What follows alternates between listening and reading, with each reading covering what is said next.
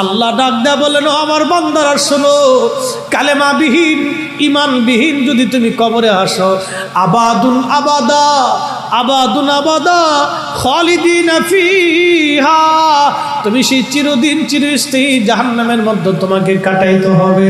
ওই জাহান্নাম থেকে বের হওয়ার আর কোনো রাস্তা নাই। আর কেউ যদি ঈমান নিয়ে কবরে যায়, নবীজি বলতেছেন সে শাস্তি পাবে, মার খাবে, কিন্তু একদিন না একদিন সে জান্নাতে যাবে।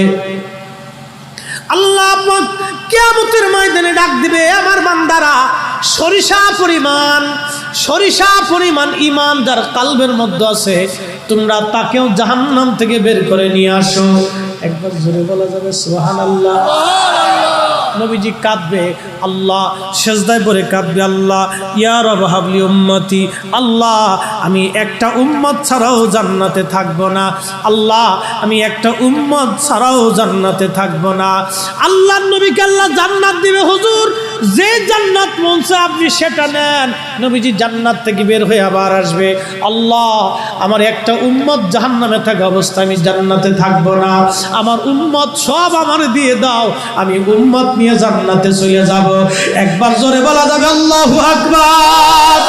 হযরত আলী রাদিয়াল্লাহু আনহু তাহনিক করলেন, কারণ তাদের জবান আর আমাদের জবান এক জবান না, তাদের তাহানিক আর আমাদের তাহানিক এক তাহানিক না, তাদের বরকত আর আমাদের বরকত এক বরকত না।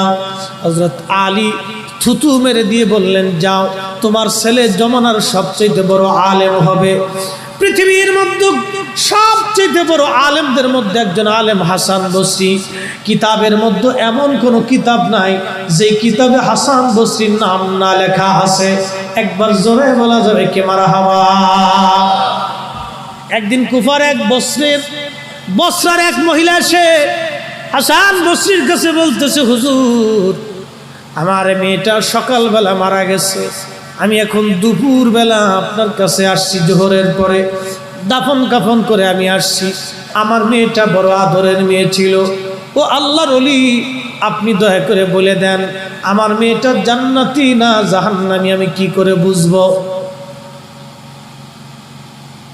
মা এসে বলতেছে, হুজুর আপনি বলেন আমার মেয়ে জান্নাতি না জাহান্নামী। অ্যাটেনশন, ঘটনাটা খুব ইম্পর্টেন্ট। জান্নাতি না জাহান্নামী? হাসান বসরি ডাক দিয়ে বলেন, মা আপনার মেয়ে সকালবেলা মারা গেছে, আপনি জানাজা